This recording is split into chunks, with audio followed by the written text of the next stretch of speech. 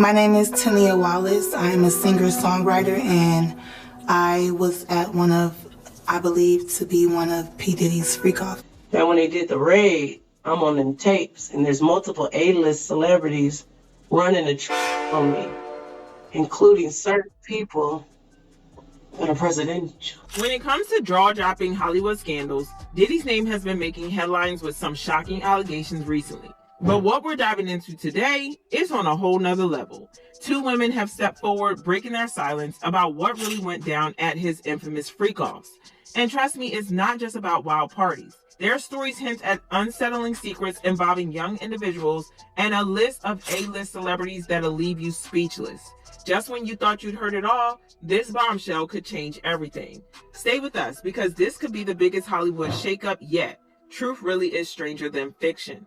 This year has been nothing short of catastrophic for Diddy's once glittering career. One moment he was the untouchable music mogul, the next he's behind bars, indicted, and awaiting trial for allegations that could shatter his legacy. While plenty of rumors have swirled around these criminal accusations against Puffy, the latest revelations are more than gossip. They're shocking, and they come with receipts. This isn't just another rumor mill spin, it's as real as it gets, and what's being exposed now is both mind-blowing and unsettling. It all started when aspiring singer-songwriter Tania Williams opened up to TMZ's Harvey Levin on the explosive TV special, The Downfall of Diddy, Inside the Freak-Offs. Tania shared that she attended one of these notorious parties in 2018, thanks to a Saudi prince who flew her from LA to Miami. What she saw there left her stunned. The singer described a scene filled with clusters of people engaging in intimate acts, but what truly shocked her was the presence of young individuals and little people mingling with adults. 2018, I went to this freak-off. I looked to the right of me, and in the corner, I'm looking like, are those midgets? Because people were it's people over them, like it's people trying to hide what they're doing. They're all huddled up.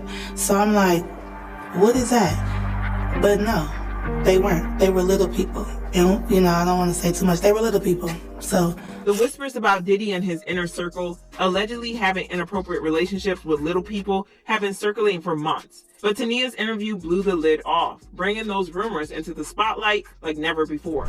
During the sit-down, Harvey Levin pressed her to provide vivid details about what she witnessed at that 2018 party.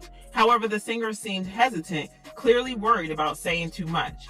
She did share one unsettling detail, that these little people were dressed like Harajuku Barbies and were sandwiched between walls of adults, making it difficult to fully grasp what was happening.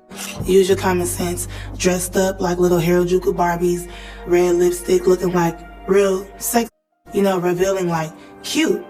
So I'm like, what the hell? What were the little people doing? Getting covered up, trying to cover up what they were doing. Just, I don't know, like being admired, being hid, something. But it's like, what are they doing here? Because this is a grown party. Sensing that Tania was holding back, Harvey went straight for the tough questions, asking her directly to describe exactly what she saw.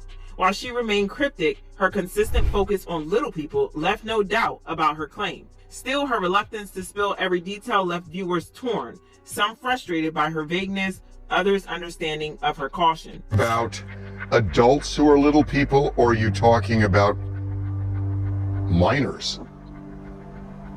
Am I gonna get in trouble? I don't want to say I witnessed any of that crazy stuff, but we all have common sense. Little people that's not supposed to be there. You're talking about underage people.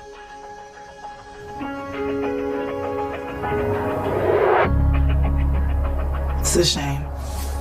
The interview has since sparked a firestorm on social media. Critics have accused Tania of complicity, arguing she should have contacted authorities immediately after seeing something so disturbing.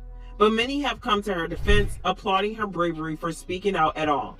Supporters also pointed out a critical factor: the ironclad non-disclosure agreements reportedly required for all attendees at Diddy's infamous freak-offs. For some, it's clear Tania, like so many others, may have felt trapped, scared of the legal and personal fallout that comes with breaking their silence. Diddy's legal team wasted no time addressing Tania's shocking claims, branding them as completely ridiculous and false.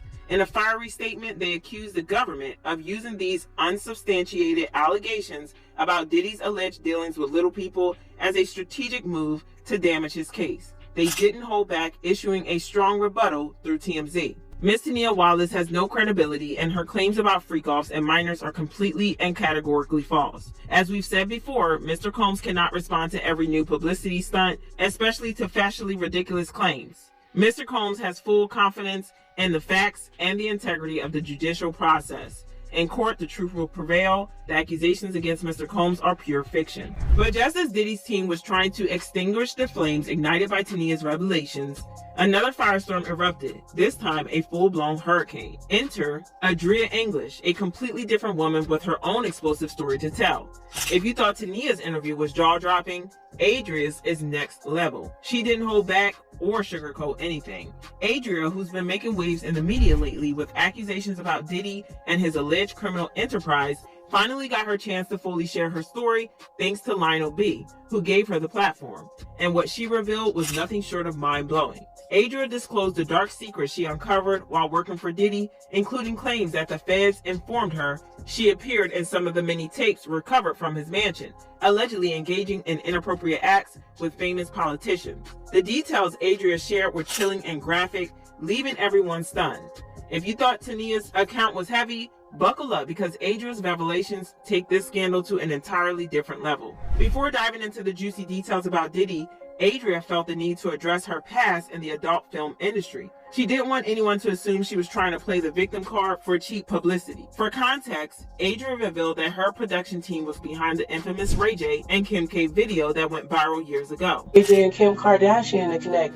If you look at the production team, you can see we have the same production team. You see mine was filmed first. Me, Ray J, Brandy, we all grew up in the same church, Church of Christ. Brother Norwood, their father is my vocal coach, so that's how we already knew each other. But they got famous with theirs because Kim Kardashian had a little bigger of a name because of her dad. Adria then shared how her story intertwined with Cassie Ventura, who would later become one of Diddy's most high-profile exes and, as many now believe, a major thorn in his side. Back in the day, Adria, her then-boyfriend Anthony, and Cassie were close friends. Cassie, like Anthony, was an aspiring model and entertainer, and both were signed to the same modeling agency at the time. She revealed they all had big dreams of meeting industry heavyweights like Diddy, dreams that, according to Adria, turned into a nightmare they regret forever. Anthony is signed to 4 models. Cassie is coming over to our apartment, hanging out. We're all friends. We actually started. Oh, you hanging out with Cassie? Yeah, she would come over to our apartment too, because her and Anthony were both signed to 4 models. Cassie, she wanted to model, but she wanted to sing, she wanted to be an entertainer. And so we all had dreams to meet Diddy. So then their fateful introduction to Diddy came when Anthony landed an audition for Diddy's Sean John campaign. Excited about the opportunity and knowing Adria was a huge fan of the rapper, Anthony invited her to tag along. Adria recalled the excitement of being in the waiting room that day, but something odd happened that stuck with her. She noticed a model they knew walk in, looking visibly shaken. She and Anthony initially brushed it off, assuming he was just upset about not landing the role. Little did they know that moment would take on a much darker meaning in hindsight. Fast forward, Anthony ends up getting called to audition for Diddy for the Sean John campaign. So, long story short, we sitting in the waiting room, and one of his homeboys that frequents our apartment comes out of the thing, and he's looking mellow mad, like, shh. And so low-key, me and Anthony laughing. We was like, he must not have booked it. Like, he's salty. Like, we laughing to each other, like, you know. And then they called him. But the real shocker came when Anthony was finally called in to showcase his talents. Little did they know the talent Diddy had in mind was far from what they expected. So I'm on my two-way lining up some money for later on. All of a sudden, I just hear, man, fuck that. And the door that flew up, and it was, I'm like, what? He tripping. He was like, man, asked me to suck his. I said, who asked you to suck his? He said, Puffy. Yes, you heard that right. Rumors about Diddy's long-standing behavior took a new layer of validation with this revelation. For those who believed his alleged exploits extended far beyond the infamous freak-off parties, this was the smoking gun they'd been waiting for. Adria admitted she wasn't entirely caught off guard by Diddy's demand for Anthony. Coming from a background in the adult film industry and working as an exotic dancer at the time, she was familiar with how the powerful and wealthy often operated. To her, it was just another example of how the game worked, scratch their back and they'll scratch yours. Because I had been an ex, friend star, and I was currently an exotic dancer. For me, it was regular scheduled programming. Like, just what rich people with money do. Like, he tried and he wanted to see, To me, it was more funny, but Anthony took more offense. Like, no, like, he got me fucked up. Anthony ultimately landed the gig for Diddy's Sean John campaign, but not without a twist. According to Adria, the real deal was sealed when Tamiko Thomas, one of Diddy's handlers at the time, approached her with an offer. If she agreed to dance at one of Diddy's iconic white parties, Anthony would secure the modeling job. Adria said she didn't think twice about it and happily agreed, as she wasn't overly offended by what Diddy had already done at the audition. And I ran into Tamiko Thomas, who ended up being, I call her handler, one of Diddy's handlers, wranglers. And she approached me with opportunity to help me and Anthony out. If I would dance at Diddy's white parties, Anthony can go ahead and book the campaign. I agreed to dance at the white parties. Anthony booked the Sean John campaign. He was everywhere. He was on billboards, buses, bus stops, cabs, in the magazine, all at the same damn time. He was everywhere. Adria added that if anyone tried to search for Anthony's Sean John campaign now, they'd come up empty. Apparently, Diddy scrubbed it off the internet, following even crazier events that unfolded later, events that Adria hinted are almost too wild to imagine. Right now, if you go and try to Google any one picture of that Sean John campaign, Diddy done scrubbed it all. You can't even hardly find a picture. What could have possibly happened between Adria and Diddy that led him to scrub Anthony off the internet? It's the question we're all asking, and Adria didn't hold back as she spilled the tea. After eagerly accepting the opportunity to perform at Diddy's white party, she never imagined the price she'd end up paying. According to Adria, Diddy had already done a deep dive into her background and discovered her brief stint in the adult film industry, a piece of her past that he would later weaponize against her. I didn't realize they looked at me like that. And I extra didn't know that Diddy had gotten word of my former career in the adult entertainment industry that I was manipulated into by an ex-boyfriend that I only did for 6 months out of my life. He got me to do the movies, and then when Diddy found out about it, they used that against me, and then he viewed me as somebody that was sexually exploited, worthy, and he played on my heart. It's called coercion of the heart. For those who had doubts about Tania Wallace's claims, Adria's revelations were nothing short of a wake-up call.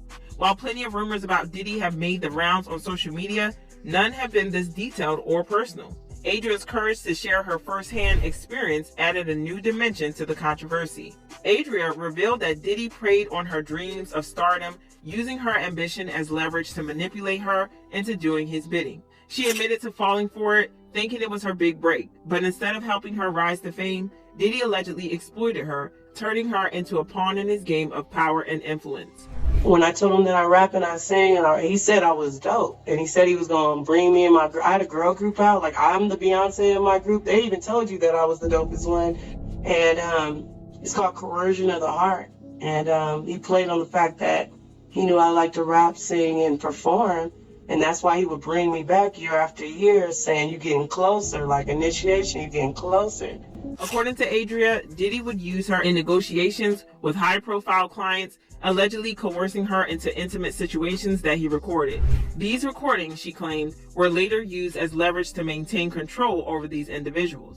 Her words painted a dark picture of manipulation, power plays, and exploitation, leaving everyone speechless. But it never happened, but he kept making me, we perform while he was wheeling and dealing and, getting jewelry from Jacob the jeweler, cutting a deal with this person, recording me and him over there so he can extort that person out of woo. Things just keep spiraling further out of control for Diddy. With these bombshell allegations from both Adria and Tania, it seems like the deeper you dig, the darker the hole gets. Speculation about the ironclad NDAs many of Diddy's workers and party attendees allegedly had to sign left some people questioning Adria's story. But she quickly shut that down, clarifying that while she knew about the NDAs, she never signed one during her time working with Diddy, leaving her free to speak her truth. We all didn't know, but he had a plan the whole time, and that's why he made people sign NDAs that said, you can't talk about what we went through until 20 years after I died. But I never signed that. The most jaw-dropping moment in Adria's interview was when she inadvertently confirmed that many of these encounters with high-profile individuals happened at Diddy's mansion. She also alleged that many of the alcohol bottles at his infamous parties were often spiked with hard substances. Yes, you heard that right. Adria described Diddy's mansion as a so-called arena of sin, with herself and other women caught right in the middle of it. They had 3 stages, positioned throughout his mansion. It was where he lived. It was his residence. It wasn't a club. It wasn't a lounge. And so it just makeshift stages, 3 stages set up in his house. And we were elevated above the crowd. And so, we were instructed to only drink from certain. Adria didn't hold back, sharing how her life has been forever altered by the years she spent in Diddy's world. She opened up about the toll it took on her, admitting that years of exposure to hard substances during those parties left her struggling to rebuild her life. She also speculated that many others who participated in these events are likely facing similar battles with the long-term effects of these hard substances. I believe we all, and I know I do, have a chemical imbalance. Like whenever I drink anything, could be 1 glass of wine, all of a sudden I'm a P-star, like on my mind, I just black out and I'm that. There's so much more to unpack from Adria's explosive interview, cringe-worthy, dark, and shocking details that paint a disturbing picture of what allegedly went on behind closed doors. And this might just be the beginning. If you don't want to miss out on the rest of these jaw-dropping revelations,